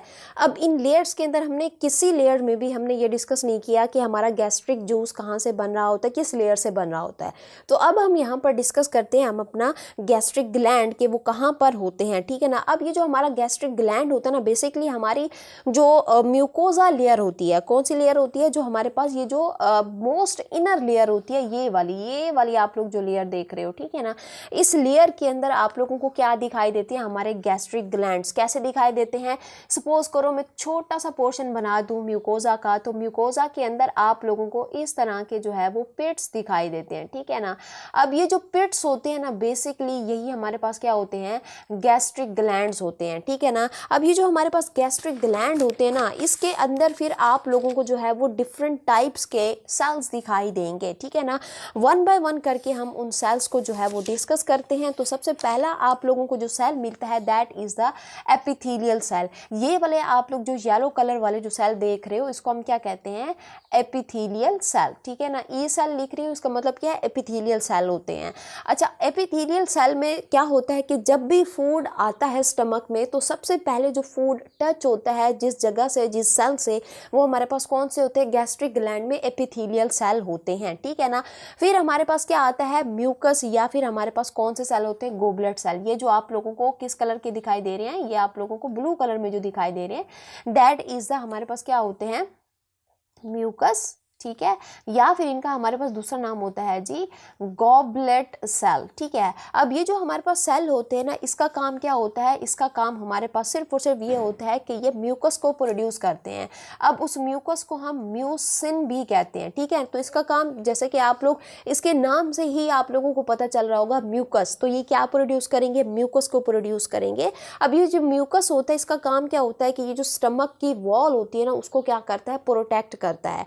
फिर हमारे पास आते हैं जी कौन से सेल, ये जो आप लोग रेड कलर वाले सेल देख रहे हो, इसको हम क्या कहते हैं, इसको हम कहते हैं पेरिटल सेल। ठीक है, इसको हम क्या कहते हैं, पेरिटल सेल, या फिर इसका दूसरा नाम होता है ऑक्जेंटिक सेल। ठीक है ना, अब ये जो सेल होते हैं ना, इन सेल का काम क्या होता है कि ये जो सेल होते हैं ना, इनका काम होता है कि ये HCl को, यानी कि जो हमारा जो स्टमक होता है उसके अंदर जो एसिड होता है HCl, उसको सेक्रेट करवाना। इसके अलावा ये जो हमारे स्टमक की pH होती है, जो कि कहाँ तक होती है, 2 से लेकर 3 तक होती है, जो कि बहुत ज़्यादा क्या होती है, एसिडिक होती है, तो ये उसको मेंटेन करवाते हैं। इसके अलावा ये जो फूड आई होती है हमारे स्टमक में, उसको सॉफ्टन करते हैं और एक्टिवेट करते हैं किस चीज़ को, एंजाइम को, जिसका नाम क्या है, पेप्सिनोजन। ठीक है, और इसके अलावा ये क्या करते हैं, जर्म्स को भी किल करते हैं। तो ये हमारे पास किसका काम होता है, पेरिटल सेल का काम होता है। फिर आप लोग यहाँ पर देखें डायग्राम के अंदर, ये जो आप लोगों को ग्रीन कलर के सेल दिखाई देते हैं, जिसका नाम हमारे पास क्या है, चीफ सेल इनका नाम है। ठीक है ना, अब चीफ सेल का काम क्या होता है कि ये क्या सेक्रेट करते हैं, ये जो है ये एंजाइम को सेक्रेट करते हैं। और यहाँ पर ये क्या करते हैं, जैसे कि एंजाइम कौन सा, पेप्सिनोजन। ठीक है ना, तो ये पेप्सिनोजन को जो है वो सेक्रेट करते हैं। फिर आप लोग यहाँ पर ये वाले जो सेल देख रहे हो, ठीक है ना, इसको हम यहाँ पर क्या बोलते हैं, इसको हम यहाँ पर बोलते हैं जी सेल। ठीक है, ये हमारे कौन से सेल होते हैं, जी सेल होते हैं। बेसिकली ये एक तरह के, किस तरह के सेल हैं, ये एंडोक्राइन सेल होते हैं। ये किस तरह के सेल हैं, एंडोक्राइन सेल है। एंडोक्राइन सेल है तो इसका मतलब क्या है कि ये क्या बनाएंगे, क्या सेक्रेट करेंगे, हार्मोन वगैरह को जो है ये सेक्रेट करते हैं। तो ये है हमारे पास क्या चीज़, गैस्ट्रिक ग्लैंड, जो कि आप लोगों को म्यूकोजा लेयर के अंदर मिलता है। और इस गैस्ट्रिक ग्लैंड के अंदर फिर डिफरेंट टाइप के आप लोगों को क्या दिखाई देते हैं, सेल्स दिखाई देते हैं। अब हम यहाँ पर देखते हैं कि ये जो, चले हमने यहाँ पर देख लिया कि गैस्ट्रिक ग्लैंड्स कहाँ पर होते हैं और इनके अंदर क्या क्या सेल्स और मौजूद होते हैं। ठीक है ना, अब ये जो गैस्ट्रिक ग्लैंड है, फिर ये जो सेक्रीशन निकालता है, जिसको हम क्या कहते हैं, गैस्ट्रिक जूस कहते हैं, उस गैस्ट्रिक जूस की हम यहाँ पर क्या देख लेते हैं, कंपोजिशन देख लेते हैं कि यानी कि उसके अंदर आप लोगों को क्या क्या मिलेगा। जैसे कि आप लोगों को म्यूकस मिलता है, HCl मिलता है, पेप्सिनोजन मिलता है, गैस्ट्रिन और प्रोरेनिन, ये आप लोगों को मिलता है। अब ये जो कंपोजिशन में जितनी भी सारी चीज़ें हैं, इसको 1 बाय 1 करके हम यहाँ पर जो है वो डिस्कस करते हैं। तो पहले हमारे पास कौन सा हमारे पास है, वो है जी हमारे पास म्यूकस। म्यूकस हमारे पास ऐसे सेल होते हैं जो कि किस तरह के सेल होते हैं, ये एक प्रोटेक्टिव, ठीक है, ये एक प्रोटेक्टिव क्या होता है, लिक्विड होता है। ठीक है ना, ये क्या करता है, ये जो स्टमक की वॉल होती है उसको किससे बचाता है, इस HCl से बचाता है। ये जो हमारे पास HCl रिलीज होता है इस गैस्ट्रिक जूस के अंदर, उसको बचाता है। ठीक है ना, और फिर हमारे पास क्या है कि ये मेंटेन करता है किस चीज़ को, pH को मेंटेन करता है, जो कि कितनी होती है, 2 से 3 तक हमारे स्टमक की pH होती है। और इसके अलावा ये क्या करता है, एक्ट एज बफर। ठीक है, यानी कि ये बफर की तरह से काम करता है। बफर क्या होता है, यानी कि ऐसी चीज़ जो एसिड के इफेक्ट को क्या कर लेती है, न्यूट्रलाइज करती है। और न्यूट्रलाइज करने के बाद अगर ये एसिड के इफेक्ट को न्यूट्रलाइज नहीं करेगी तो एसिड इतना पावरफुल होता है हमारे स्टमक का, ये हमारे स्टमक के अंदर जो है वो सुराख करना शुरू कर देगा, जिससे हमें क्या है, बीमारी हो जाएगी, जिसको हम क्या बोलते हैं, अल्सर। तो ये किस तरह से एक्ट करता है, एक्ट एज अ बफर, जिससे ये HCl के इफेक्ट को कम करता है ताकि हमारे स्टमक के अंदर अल्सर ना होने पाए। फिर आता है हमारा HCl। ठीक है ना, जो दूसरी चीज होती है गैस्ट्रिक जूस के अंदर, that is the HCl। HCl का काम क्या होता है, क्योंकि ये बहुत ज्यादा पावरफुल एसिड है, तो इसका काम क्या होता है, ये किल करता है किस चीज को, जर्म्स को, किल करता है बैक्टीरिया को। ठीक है ना, और फिर ये क्या करता है, जो हमारे पास इनएक्टिव एंजाइम होते हैं, जैसे कि हमारे पास क्या होता है, पेप्सिनोजन होता है, ठीक है ना, उसको कन्वर्ट करता है किस चीज के अंदर, पेप्सिन के अंदर। ठीक है, तो इसका हमारे पास ये जो 2 मेजर काम होते हैं। फिर हमारे पास होता है गैस्ट्रिन, जो कि बेसिकली हमारे पास क्या है, एक हार्मोन है, ठीक है ना। अब ये क्या करता है, ये कब निकलता है, ये तब निकलेगा जब हमारे स्टमक में क्या आएगी, जब हमारे स्टमक के अंदर जो फूड है ना, उस फूड के अंदर अगर प्रोटीन होगा, ठीक है। ये कब निकलेगा, जब ये प्रोटीन आएगी। और हाँ, ये डायरेक्ट स्टमक में नहीं आएगा, ये पहले ब्लड में जाएगा और फिर ये दोबारा कहाँ पर आएगा, हमारे स्टमक में आएगा। फिर होता है हमारे पास क्या चीज़, प्रोरेनिन। प्रोरेनिन हमारे पास जो है ये बेसिकली कहाँ काम करता है, बच्चों में काम करता है। बच्चों में कैसे काम करता है, बच्चे जो मिल्क लेते हैं, ठीक है ना, उस मिल्क में क्या होता है, कैसिनोजन। क्या होता है जी, कैसिनोजन होता है। अब ये जो कैसिनोजन होता है ना, बच्चे इस कैसिनोजन को जो है वो डाइजेस्ट नहीं कर पाते, ठीक है ना। तो फिर हम यहाँ पर एक एंजाइम को यूज़ करते हैं जिसका नाम हमारे पास क्या होता है, रेनिन इसका नाम होता है। ये रेनिन क्या करता है, इस कैसिनोजन को किस में कन्वर्ट कर देता है, कैसीन में कन्वर्ट कर देता है, जिससे बच्चे जो है फिर इस मिल्क के अंदर इस कैसीन को आसानी से क्या कर लेते हैं, डाइजेस्ट कर लेते हैं, ठीक है। तो ये है हमारे पास कंपोजिशन, ठीक है, कि इस गैस्ट्रिक जूस के अंदर क्या क्या चीज़ें होती हैं। अब हम यहाँ पर देखते हैं, कंपोजिशन हमने देख ली, गैस्ट्रिक ग्लैंड हमने देख लिया। अब हम यहाँ पर देखते हैं कि हमारे पास जो गैस्ट्रिक ग्लैंड के अंदर जो जूस होता है वो रिलीज़ कैसे होता है, ठीक है ना। ये दो तरीके से यहाँ पर रिलीज़ हो सकता है, बाय नर्वस सिस्टम, ठीक है, बाय नर्वस कोऑर्डिनेशन, प्लस यहाँ पर हमारे पास क्या होता है, हार्मोनल मैकेनिज्म, ठीक है ना। तो ये दो तरीकों से जो है ये क्या कर सकता है, ये रिलीज़ होता है। अच्छा, अब हमारे नर्वस सिस्टम से कैसे रिलीज़ होगा, कि जब भी हम किसी फूड को देखते हैं, ठीक है, या हमें जो है खाने की खुशबू अच्छी लगे, ठीक है ना, या फिर अगर हमें भूख लगी है और हम खाने के बारे में सोचते हैं, तो इससे सिग्नल कहाँ पर जाता है, हमारे ब्रेन के मेडुला ऑब्लोंगेटा में जाता है, और जिससे क्या होता है, मेडुला ऑब्लोंगेटा वापस से स्टमक को जो है वो सिग्नल देता है, जिससे गैस्ट्रिक जूस जो है वो सेक्रेट हो जाता है। तो एक तो हमारे पास क्या है कि नर्वस सिस्टम से इस तरह से जो है वो जो गैस्ट्रिक जूस है वो निकलता है। फिर हमारे पास दूसरा सिग्नल मिलता है हमारे हार्मोन से, ठीक है ना। हार्मोन से कैसे, कि जब फूड में क्या होता है, अभी पीछे हम जिक्र कर कर आए हैं कि जब फूड के अंदर प्रोटीन होता है, ठीक है ना, वो स्टमक में जाता है तो एक हार्मोन निकलता है, अभी पीछे हम पढ़ कर आए हैं। कौन सा हार्मोन है, गैस्ट्रिन हार्मोन, ठीक है। तो गैस्ट्रिन हार्मोन जो है ये क्या करता है, गैस्ट्रिक जूस की प्रोडक्शन को बढ़ा देता है, और जब फूड डाइजेस्ट होकर मूव करता है हमारे किस में, स्मॉल इंटेस्टाइन में, तो तब भी एक हार्मोन निकलता है जिसको हम क्या कहते हैं, सोमैटोस्टैटिन। क्या बोलते हैं हम उसको, सोमैटोस्टैटिन हार्मोन हम उसको बोलते हैं, ठीक है ना। ये HCl की अमाउंट को फिर क्या कर देगा, कम कर देगा। तो इस तरह से हमारा जो गैस्ट्रिक ग्लैंड से जूस निकलता है वो यूं इस तरह से रिलीज होता है।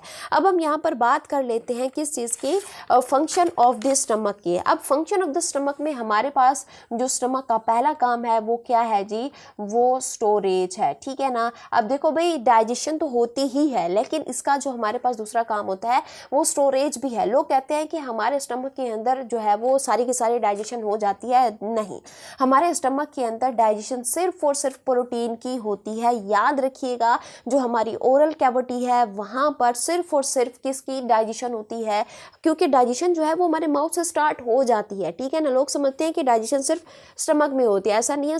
जो डाइजेशन है वो हमारे माउथ से ही, हमारी ओरल कैविटी से ही स्टार्ट हो जाती है। तो ओरल कैविटी में किस चीज़ की डाइजेशन होती है, याद रखिएगा, MCQs भी आता है, वो होती है स्टार्च की डाइजेशन, ठीक है। और हमारे स्टमक के अंदर किस चीज़ की डाइजेशन होती है, प्रोटीन की डाइजेशन होती है, याद रखिएगा। बाकी सारी जो चीज़ें हैं ना, जो इफेक्टिव डाइजेशन होती है वो हमारे इंटेस्टाइन के अंदर, जो स्मॉल इंटेस्टाइन होती है ना, वहाँ पर होती है, ठीक है।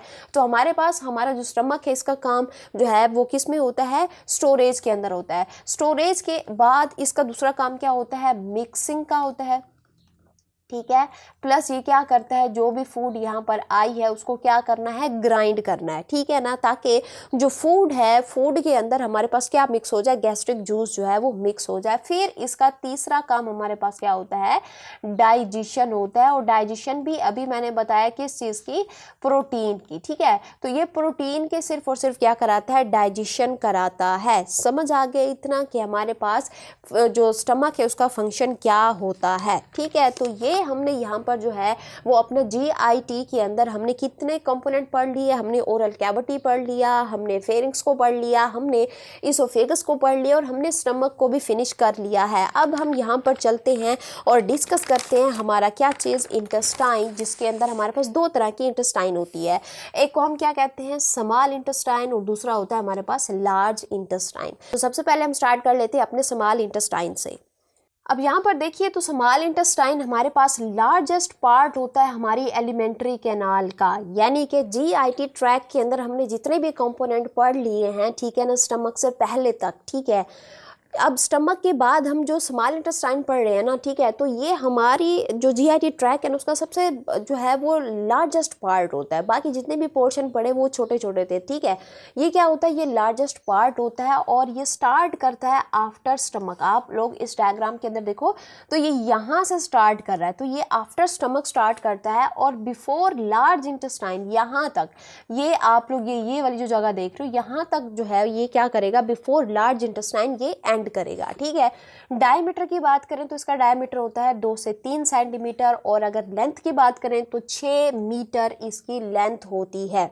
और इसके हमारे पास डिफरेंट 3 पार्ट्स होते हैं, जैसे कि डोडिनम है, ज्यूजिनम है, और हमारे पास तीसरा पोर्शन क्या आता है, इलियम आता है। 1 बाय 1 करके डिस्कस करेंगे इसको, लेकिन अभी यहाँ पर आप लोग इसका काम देखिए कि इसका काम क्या होता है कि ये डाइजेशन कराती है किस चीज़ की, ऑल काइंड ऑफ फूड की। अब देखिए आप लोगों ने बात याद रखनी है, स्टमक के अंदर जस्ट प्रोटीन, ओरल कैविटी के अंदर जस्ट हमारे पास स्टार्च, और यहाँ पर हमारे स्मॉल इंटेस्टाइन में क्या होगी, डाइजेशन होगी किसकी, ऑल काइंड ऑफ फूड की, और यहाँ पर क्या हो जाएगी, एब्जॉर्प्शन भी हो जाएगी किसके, फूड की, कहाँ पे, ब्लड और कहाँ पे, लिम्फ के अंदर। तो ये आप लोगों ने जो है वो याद रखना है। अब आते हैं यहाँ पर स्मॉल इंटेस्टाइन के स्ट्रक्चर पर, लेकिन यहाँ पर सबसे पहले आप लोग ये समझिए कि जब हमारे पास जो फूड था, ठीक है, वो कहाँ पर था, हमारी ओरल कैविटी के अंदर था, तो अब हमने उसको वहाँ पर क्या नाम दिया था, बोलस का नाम दिया था, ठीक है ना।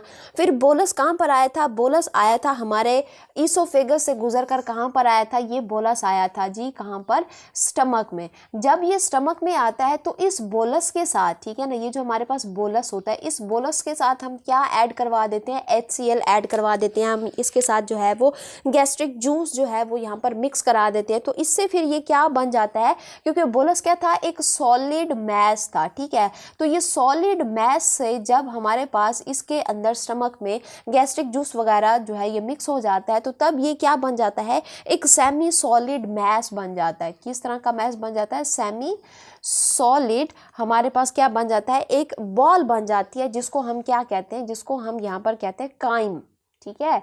इसको हम क्या बोलते हैं, काइम कहते हैं। और ये जो काइम होता है ना, ये क्या होता है, एसिडिक होता है। क्यों एसिडिक होता है, क्योंकि इसके अंदर स्टमक में HCl क्या हो गया है, ये जो है वो मिक्स हो गया है। और ये जो काइम होता है ना, ये पार्शली डाइजेस्टेड फूड होता है, ठीक है ना।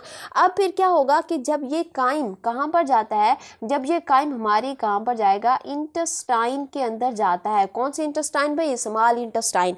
तो तब वहाँ पर हम जो है वो क्या कर देते हैं, इसको मज़ीद इसकी यहाँ पर जो है ये चेंजिंग कर देते हैं, और तब ये हमारे पास क्या बन जाता है, एक मिल्की लिक्विड बन जाता है। क्या बन जाता है, एक मिल्की लिक्विड बन जाता है। और उस मिल्की लिक्विड को अब हम क्या कहते हैं, अब हम इसको बोलते हैं काइल, ठीक है, ये काइल बोलते हैं। फिर इस काइल के अंदर अगर आप लोग यहाँ पर देखें तो इस काइल के अंदर क्या क्या होता है, यहाँ पर आप लोगों को जो है वो फैट्स दिखाई देती हैं, और इसके अलावा यहाँ पर आप लोगों को जो है वो लिम्फ भी जो है वो दिखाई देता है, ठीक है ना। फिर क्या होता है कि ये जो काइल होता है ना, ये काइल फिर हमारे इंटेस्टाइन की विलाई से फिर जो लिम्फेटिक सिस्टम होता है वहाँ पर जाएगा, और लिम्फेटिक सिस्टम से फिर हमारे ब्लड स्ट्रीम का पार्ट बनेगा, और फिर हमारी पूरी बॉडी को जो है वो क्या कर दिया जाएगा, ये जो फूड होगी वो प्रोवाइड कर दी जाएगी। तो बेसिक हमारे पास ये जो है, ये जो हमने फूड लिया था उसके यहाँ पर जो है वो चेंजिंग हो रही है। पहले बोलस के अंदर था, ठीक है ना, फिर वो हमारे पास काइम में कन्वर्ट हुआ, काइम से फिर वो काइल में कन्वर्ट हुआ, और ये काइल फिर कहाँ पर जाता है, हमारी फाइनली ब्लड स्ट्रीम का पार्ट बनकर हमारे एक एक सेल को पहुँचा दिया जाता है। अब हम यहाँ पर डिस्कस करते हैं हमारे पास ये जो पार्ट्स हैं, ठीक है, ये जो हमारे पास स्मॉल इंटेस्टाइन के पार्ट्स हैं, 1 बाय 1 करके हम इसको देखते हैं।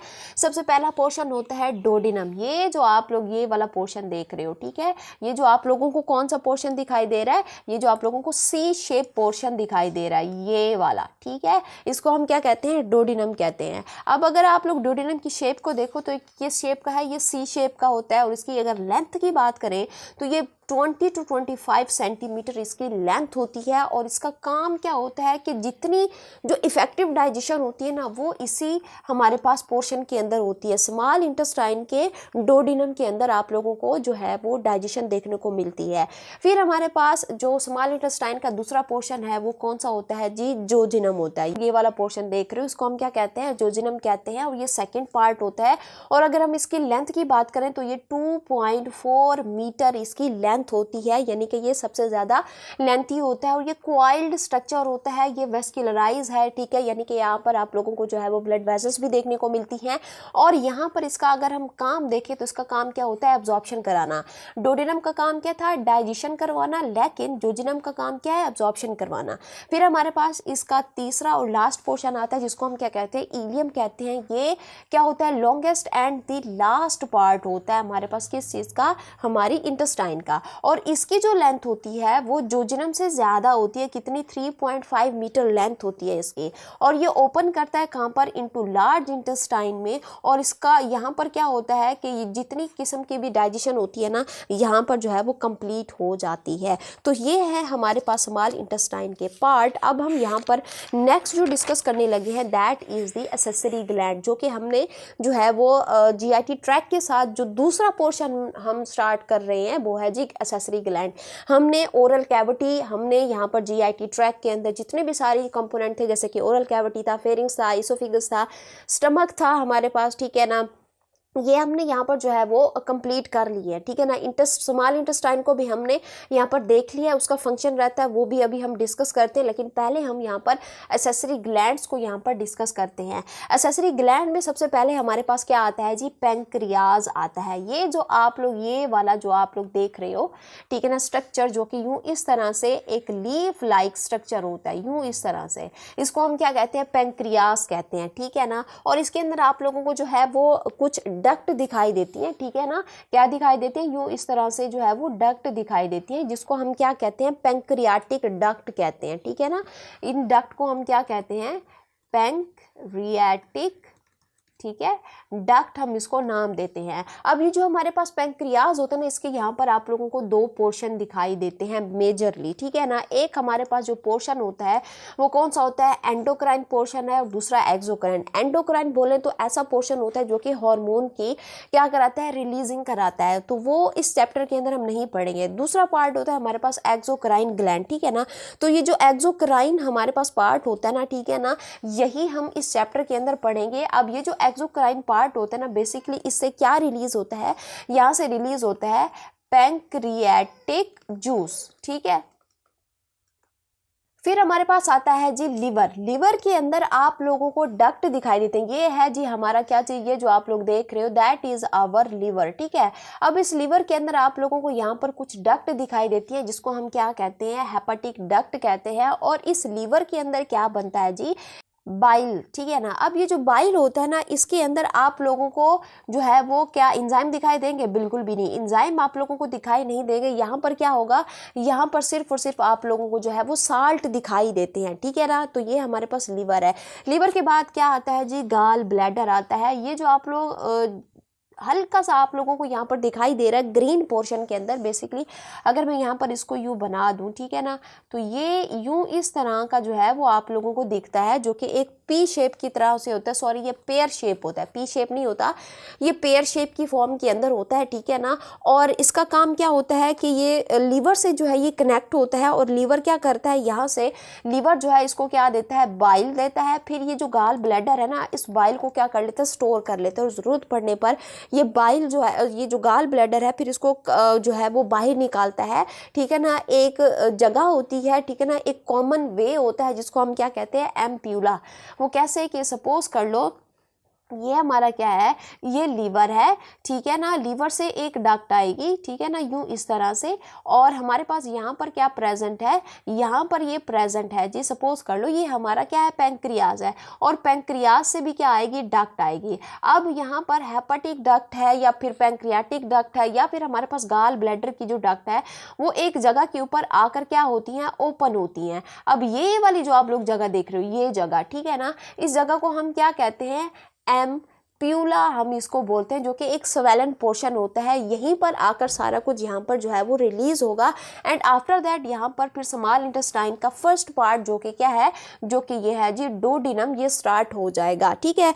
तो अब हम यहाँ पर डिस्कस करते हैं एम्प्यूला के बाद हम यहाँ पर डिस्कस करते हैं internal structure of the small intestine के। हमारे पास जो स्मॉल इंटेस्टाइन है, अगर हम उसको अंदर से देखें तो किस तरह से दिखता है। तो अब अगर हमारे पास जो स्मॉल इंटेस्टाइन का हमारे पास जो क्या होता है, जोजिनम होता है, ठीक है ना, उसके पोर्शन में, और हमारे पास क्या होता है, इलियम का पोर्शन। अगर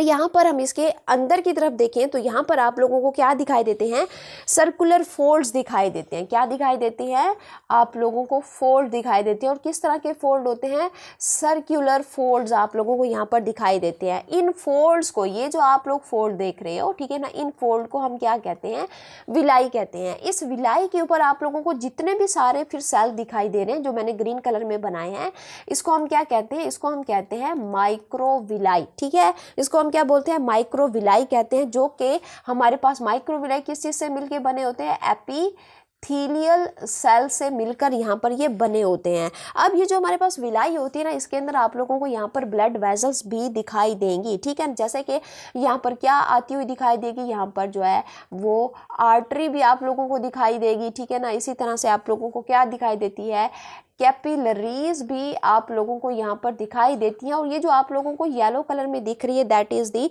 स्पेशल वेसल, जिसको हम क्या कहते हैं, लैक्टियल कहते हैं, ठीक है ना। और फिर यहाँ पर नीचे आप लोगों को यहाँ पर क्या दिखाई देती है, आप लोगों को ब्लड स्ट्रीम दिखाई देगी, यानी कि यहाँ पर भी आप लोगों को जो है ब्लड की वेन दिखाई देती है, ठीक है।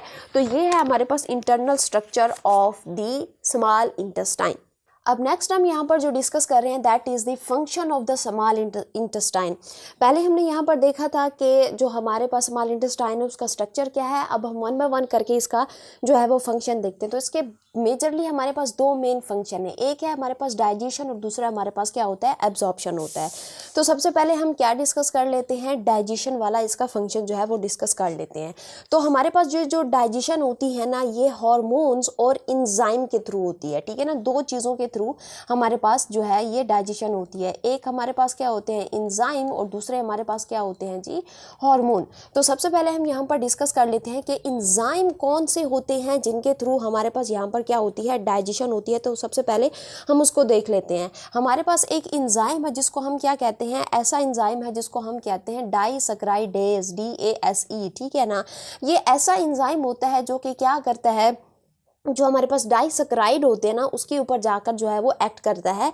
जैसे कि एग्जांपल हम ले लेते हैं किस चीज़ की, माल्टेज की एग्जांपल ले लेते हैं। ये माल्टेज हमारे पास जो है ये क्या है, एक एंजाइम है। ये क्या करता है, ये एक्ट करता है किस चीज़ के ऊपर, माल्टोज के ऊपर, और इसको कन्वर्ट कर देता है किस चीज़ के अंदर, ग्लूकोज प्लस ग्लूकोज के अंदर इसको जो है वो कन्वर्ट कर देता है। दूसरा हमारे पास एंजाइम है जो किसके ऊपर एक्ट करता है, पेप्टाइड के ऊपर एक्ट करता है, और उस एंजाइम को हम क्या कहेंगे, पेप्टिडेज एंजाइम कहेंगे। और ये पेप्टिडेज एंजाइम पेप्टाइड को किस में कन्वर्ट कर देगा, अमाइनो एसिड के अंदर कन्वर्ट कर देगा। फिर हमारे पास तीसरा एंजाइम है जिसको हम क्या कहते हैं, एंटीरोकाइनेज एंजाइम।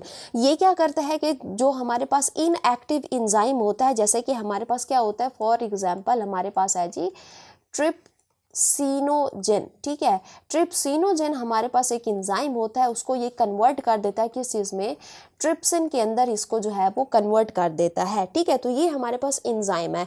अब हम बात करते हैं कि हार्मोन्स कौन से होते हैं स्मॉल इंटेस्टाइन में, कि जिनके थ्रू क्या होती है, यहाँ पर जो है वो डाइजेशन होती है। तो एक है हमारे पास हार्मोन जिसको हम क्या कहते हैं, सेक्रेटिन हार्मोन, ठीक है ना। अब ये जो सेक्रेटिन हार्मोन है ना, ये खुद कहाँ से निकलता है, ये स्मॉल इंटेस्टाइन से निकलता है। और ये निकालता किस चीज़ को है, ये इसका काम क्या होता है, इसका काम होता है कि जो हमारे पास पैंक्रियाटिक जूस होता है, ठीक है ना, ये उसको निकालता है, ठीक है ना। जब फूड जो है वो स्टमक से आता है तो वो एसिडिक होता है, हमें पता है, क्योंकि स्टमक के अंदर क्या उस फूड के अंदर मिक्स हो जाता है, HCl मिक्स हो जाता है। तो फूड जब स्टमक से इंटेस्टाइन में आता है तो वो क्या होता है, एसिडिक होता है। और जब स्मॉल इंटेस्टाइन को वो एसिडिक फूड टच करता है तो सिग्नल स्मॉल इंटेस्टाइन को जो है वो जाता है, और फिर जो स्मॉल इंटेस्टाइन होती है ना, ये इसी हार्मोन सेक्रेटन को निकालता है, ठीक है ना। फिर ये हार्मोन क्या करता है, ये काम करेगा किसके ऊपर, पैंक्रियाटिक जूस के ऊपर, पैंक्रियाटिक जूस को निकालेगा। अच्छा, ये पैंक्रियाटिक जूस को क्यों निकाल रहा है, क्योंकि पैंक्रियाटिक जूस के अंदर क्या होता है, HCO3 नेगेटिव, यानी कि यहाँ पर ये जो है बाइकार्बोनेट होगा। बाइकार्बोनेट क्या करता है कि जो फूड एसिडिक आ रहा है स्टमक से, उसके एसिडिक इफेक्ट को ये पैंक्रियाटिक जूस के अंदर ये जो HCO3 है ये उसको ख़त्म करेगा, ठीक है। क्योंकि जो इंजाइम स्मॉल इंटेस्टाइन के अंदर, ये वाले जो आप लोग इंजाइम देख रहे हो, सारे के सारे इंजाइम, ये जो स्मॉल इंटेस्टाइन के अंदर जो सारे के सारे इंजाइम होते हैं ना, ये एसिडिक pH के ऊपर काम नहीं कर सकते। तभी ये हार्मोन इसको जो है ये पैंक्रियाटिक जूस को निकालेगा, और पैंक्रियाटिक जूस फिर इस एसिडिक इफेक्ट को ख़त्म करेगा ताकि इंजाइम जो है इंटेस्टाइन के वो अच्छे से जो है वो काम कर सके। अब यहाँ पर हम बात करते हैं वो इंजाइम जो पैंक्रियाटिक जूस के अंदर होते हैं। ये तो हमने देखा कि ये हमारे पास ये वाले जो इंजाइम थे ये स्मॉल इंटेस्टाइन के इंजाइम थे। अब ये वाले जो इंजाइम आप लोग देख रहे हो, ठीक है ना, ये कौन से इंजाइम है, ये पैंक्रियाटिक जूस के अंदर जो इंजाइम होते हैं वो हैं। अच्छा, वन बाय वन करके हम इसको देखते हैं। पहला है हमारे पास पैंक्रियाटिक अमाइलेज, यानी कि पैंक्रियास के अंदर जो अमाइलेज एंजाइम है, ठीक है ना, उसकी हम बात कर रहे हैं। ये क्या करता है, ये जो है ये स्टार्च के ऊपर काम करेगा, और स्टार्च को किसके अंदर कन्वर्ट कर देगा, ग्लूकोज, और किसके अंदर, फ्रक्टोज के अंदर इसको कन्वर्ट कर देगा। फिर आता है हमारे पास प्रोटियोलिटिक एंजाइम, ठीक है। ये क्या करता है, ये एंजाइम प्रोटीन के ऊपर एक्ट करेगा और यहाँ पर इसको जो है वो कन्वर्ट कर देगा किस चीज़ के अंदर, अमाइनो एसिड के अंदर। फिर हमारे पास आता है क्या चीज़, ट्रिप्सिनोजिन। ट्रिप्सिनोजिन क्या करता है कि ये जो हमारे पास ये कन्वर्ट करेगा ट्रिप्सिन के अंदर, और फिर ये क्या करवाएगा, जो हमारे पास प्रोटीन होती है ना उसको क्या करवाएगा, डाइजेस्ट करवाएगा। फिर हमारे पास आता है जी कार्बोक्सी पेप्टिडेज, जो कि किसके ऊपर एक्ट करेगा, कार्ब्स के ऊपर एक्ट करेगा, और उसको किस में कन्वर्ट करवा देगा, ग्लूकोज के अंदर कन्वर्ट करवा देगा। फिर आता है हमारे पास लाइपेज। लाइपेज नाम से ही जाहिर है किसके ऊपर एक्ट करेगा, लिपिड के ऊपर करेगा, और ये उसको फैटी एसिड प्लस किस में कन्वर्ट कर देगा, ग्लाइसिरोल के अंदर जो है वो इसको कन्वर्ट कर देगा, ठीक है। अब यहाँ पर एक और चीज़ है जिसको हम क्या कहते हैं, बाइल साल्ट कहते हैं। बाइल साल्ट दरअसल हमारा जो कौन होता है, हमारा जो लीवर होता है ये बनाता है, ठीक है ना। बाइल साल्ट को कौन बनाता है, हमारा लीवर बनाता है। लीवर फिर किसके पास भेज देता है, गाल ब्लैडर के पास इसको जो है वो भेज देता है, ठीक है ना। गाल ब्लैडर इसको जो है वो क्या कर लेता है, स्टोर कर लेता है। अच्छा, अब ये जो हमारे पास बाइल साल्ट है ना, इसके अंदर जैसे कि मैंने कहा था पहले कि इसके अंदर कोई इंजाइम नहीं होंगे। यहाँ पर जस्ट आप लोगों को क्या दिखाई देता है, यहाँ पर आप लोगों को जो है वो साल्ट दिखाई देता है। अब इस साल्ट का काम क्या होता है कि जो फूड यहाँ पर आई है उस फूड के अंदर यहाँ पर अगर क्या होगा, लिपिड होगा, लिपिड क्योंकि एक बड़ा मॉलिक्यूल है, ठीक है ना, उस लिपिड के मॉलिक्यूल को फिर ये बाइल साल्ट क्या करेगा, छोटे छोटे ड्रॉपलेट की फॉर्म में इसको जो है वो कन्वर्ट कर देगा। और ये जो हमारे पास लिपिड इन छोटे छोटे ड्रॉपलेट की फॉर्म में कन्वर्ट हुआ है, इस प्रोसेस को हम यहाँ पर नाम देते हैं इमल्सिफिकेशन। किसका हम नाम देते हैं, इमल्सिफिकेशन, जो कि कौन करवा रहा है, बाइल साल्ट यहाँ पर करवा रहा है, ठीक है। तो ये थी डाइजेशन जो कि स्मॉल इंटेस्टाइन में एंजाइम और हार्मोन की हेल्प से हो रही थी। अब हमारे पास इसका दूसरा फंक्शन जो है स्मॉल इंटेस्टाइन का, दैट इज द एब्जॉर्प्शन, ठीक है ना। अब जो एब्जॉर्प्शन होगी स्मॉल इंटेस्टाइन में, जैसे कि हमारे पास जो भी डाइजेस्टेड फूड होगा और उस डाइजेस्टेड फूड में हमारे पास क्या क्या होगा, अमाइनो एसिड होगा, हमारे पास ग्लूकोज होगा, और हमारे पास यहाँ पर वाटर भी होगा, और यहाँ पर क्या होगा, फैटी एसिड भी होगा। इन सब पर जो है वो एटीपी को खर्च करके इन सब को जो है वो विलाई का पार्ट बनाया जाएगा। अच्छा, अब सारी की सारी चीज़ें जो है वो यहाँ से एब्जॉर्ब हो जाती हैं, सिवाय किस चीज़ के, सिवाय फैटी एसिड के। फैटी एसिड जो है वो ये यहाँ पर एब्जॉर्ब नहीं होगा। इस फैटी एसिड के साथ फिर हम क्या करेंगे, यहाँ पर एक और चीज़ ऐड करेंगे, और वो है हमारे हमारे पास क्या चीज़, लॉन्ग चेन, ठीक है ना। यहाँ पर हम कोई और जो है वो कुछ ऐड कर देंगे इस फैटी एसिड के साथ, ठीक है ना। अब यहाँ पर ये जो लॉन्ग चेन होती है ये किसकी होती है, ये लॉन्ग चेन जो होती है बेसिकली यहाँ पर किस चीज़ की होती है, प्रोटीन की होती है। तो जब हम इस फैटी एसिड के साथ इस प्रोटीन को ऐड करते हैं तो अब ये क्या बन जाएगा, ये बन जाएगा काइलोमाइक्रोन। ये क्या बन जाता है, काइलोमाइक्रोन बन जाता है। और फिर ये आसानी से कहाँ पर आएगा, हमारे लैक्टियल में आएगा, उसका पार्ट बनेगा। और इस लैक्टियल से फिर हमारे पास एक वेसल निकली होगी जो कि हमारे हार्ट में जाएगी, वहाँ से ये फिर ब्लड में जाएगा और फिर ब्लड जो है वो पूरी बॉडी को प्रोवाइड कर दिया जाएगा। और यूँ इस तरह से न्यूट्रिएंट हमारी बॉडी के एक एक पार्ट तक पहुँच जाएंगे। समझ आ गया इतना। अब हम यहाँ पर देखते हैं कि हमारे पास hormonal control of secretion of pancreas and liver. अब जैसे कि मैंने आप लोगों को पीछे बताया था कि जो गैस्ट्रिक ग्लैंड की जो सेक्रीशन होती है वो दो तरह से कंट्रोल हो रही होती है। एक हमारा नर्वस सिस्टम कंट्रोल कर रहा होता है, दूसरा हार्मोन कंट्रोल कर रहा होता है। अब हमारे पास ये जो लीवर है या फिर पैंक्रियाज की जो सेक्रीशन है, इन दोनों की सेक्रीशन किस से जो है वो कंट्रोल होती है, यहाँ से सिर्फ और सिर्फ एक हार्मोन से यहाँ जो है ये क्या होती है, कंट्रोल होती है। जब काइम आता है, ठीक है ना, स्टमक से डोडिनम में, तो ये एसिडिक होता है और यही एसिडिटी ट्रिगर करती है एक हार्मोन को जिसको हम क्या कहते हैं, सेक्रीटन हार्मोन कहते हैं। तरह से फिर जो पार्शली डाइजेस्टेड फूड होता है जो कि हमारे पास क्या होता है, काइम में होता है, तो ये स्टिमुलेट करता है डोडिनल की वाल को और फिर ये हार्मोन को निकालता है, ठीक है ना। कौन सा हार्मोन निकालता है, CCK, यानी कि ये क्या है, कोल सिस्टोकाइनिन, ठीक है। ये दो हार्मोन है, एक है सेक्रेटर और दूसरा हमारे पास क्या है, CCK है। तो ये दोनों पैंक्रियाज और लीवर को क्या करते हैं, स्टिमुलेट करते हैं कि पैंक्रियाज से पैंक्रियाटिक जूस निकले और गाल ब्लैडर से क्या निकले, हमारे पास बाइल निकले। तो ये है हमारे पास hormonal control of secretion of pancreas and liver. अब हमारे पास इस GIT का जो है वो लास्ट पोर्शन है, that is the large intestine.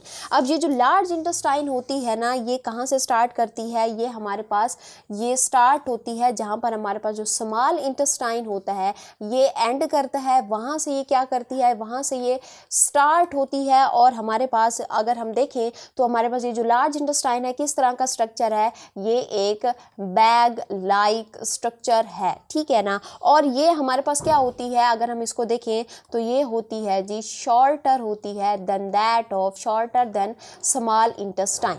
अब ये जो हमारे पास लार्ज इंटेस्टाइन होती है ना, इसके डिफरेंट पोर्शन होते हैं। अब ये वाला जो आप लोग पोर्शन देख रहे हो, ठीक है ना, जो कि एक स्वेलन पोर्शन है, जो कि हमारे पास यहाँ पर जो इलियम है, इलियम कौन सा पोर्शन है, हमारे जो हमारी स्मॉल इंटेस्टाइन है उसका ये जो लास्ट पोर्शन है क्या है जी, इलियम है, ठीक है ना। इलियम के बाद आप लोगों को एक स्वेलन पोर्शन दिखाई देता है, ठीक है ना, इसको हम क्या बोलते हैं, इसको हम बोलते हैं सीकम, ठीक है। तो ये लार्ज इंटेस्टाइन का जी पहला पोर्शन जिसको हम क्या कहते हैं, सीकम कहते हैं। और इस सीकम के साथ अगर आप लोग यहाँ पर देखो तो एक फिंगर लाइक प्रोजेक्शन आप लोग देख रहे हो, इसको हम क्या कहते हैं, वर्मीफॉर्म अपेंडिक्स। इसको हम क्या कहते हैं, वर्मीफॉर्म, ठीक है, अपेंडिक्स, ठीक है। ये बेसिकली एक वेस्टिजियल पार्ट होता है। अच्छा, नेक्स्ट हमारे पास अगर हम यहाँ पर देखें, बाकी जो हमारे पास दूसरा जो पोर्शन होता है लार्ज इंटेस्टाइन का, दैट इज द कोलोन, ठीक है ना। ये कोलोन होता है। कोलोन जो है हमारे पास ये लार्जेस्ट पार्ट होता है हमारी किस चीज़ का, लार्ज इंटेस्टाइन का। आप लोग यहाँ से मेरा कर्सर देखिए, ठीक है, आप लोग यहाँ से लेकर यहाँ तक जो पोर्शन देखोगे दैट इज़ द कोलोन। और कोलोन के डिफरेंट 4 पोर्शन होते हैं। ये जो आप लोग ऊपर की तरफ जाता हुआ पोर्शन देख रहे हो, ये हमारे पास कौन सा पोर्शन है, ये है जी असेंडिंग पोर्शन, ठीक है ना। ये है कौन सा पोर्शन, असेंडिंग कोलोन है। असेंडिंग कोलोन के बाद आप लोग ये वाला जो पोर्शन देख रहे हो जो इस तरह से जा रहा है, इसको हम क्या कहते हैं, इसको हम कहते हैं ट्रांसवर्स, ठीक है ना। और फिर हमारे पास ये नीचे की तरफ आ रहा है, इसको हम क्या कहते हैं, इसको हम कहते हैं डिसेंडिंग, ठीक है, डिसेंडिंग कोलोन कहते हैं। और फिर ये थोड़ा सा ये क्या है, ओब्लीक है, इसको हम क्या कहते हैं, इसको हम कहते हैं सिग्मॉइड, ठीक है, इसको हम क्या बोलते हैं, सिग्मॉइड कोलोन बोलते हैं। तो ये दूसरा पोर्शन है हमारे पास, ठीक है ना। और फिर यहाँ पर ये वाला जो आप लोग पोर्शन देख रहे हो, ये लार्ज इंटेस्टाइन का जो है ये लास्ट पोर्शन है जिसको हम क्या कहते हैं, रेक्टम कहते हैं, ठीक है। तो ये हमारे पास जो है ये कितने पोर्शन है लार्ज इंटेस्टाइन के, 3 है। पहला हमारे पास क्या है, ये है जी सीकम, फिर हमारे पास कोलोन आता है एंड देन हमारे पास तीसरा पोर्शन जो आता है दैट इज द रेक्टम, ठीक है ना। अब हम यहाँ पर देख लेते हैं function of the large intestine. Intestine, ठीक है। ये छोटी सी थी तो अब हम यहाँ पर इसका जो है वो फंक्शन देख लेते हैं। तो इसके हमारे पास कितने फंक्शन होते हैं, सिर्फ हमारे पास जो है इसका कितना फंक्शन होता है, एब्जॉर्प्शन, ठीक है। क्योंकि डाइजेशन तो हमारे पास जो थी वो सारी की सारी कहाँ पर हो चुकी है, हमारे स्मॉल इंटेस्टाइन में, हमारे स्टमक के अंदर जितनी होनी थी हो चुकी है।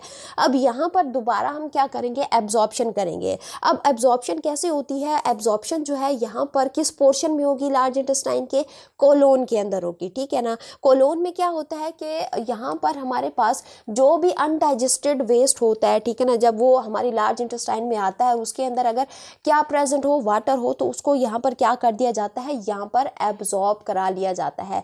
और फिर जो हमारे पास बाकी बचता है उसको हम क्या कहते हैं, उसको हम यहाँ पर फीसिस बोलते हैं, ठीक है ना। अब इस फीसिस के अंदर क्या क्या यहाँ पर प्रेजेंट होगा, यहाँ पर जैसे कि वाटर भी प्रेजेंट होगा। जो वाटर हमें चाहिए था हमने उसको एब्जॉर्ब करा लिया, बाकी जो बच गया वो वाटर भी होगा, ठीक है ना।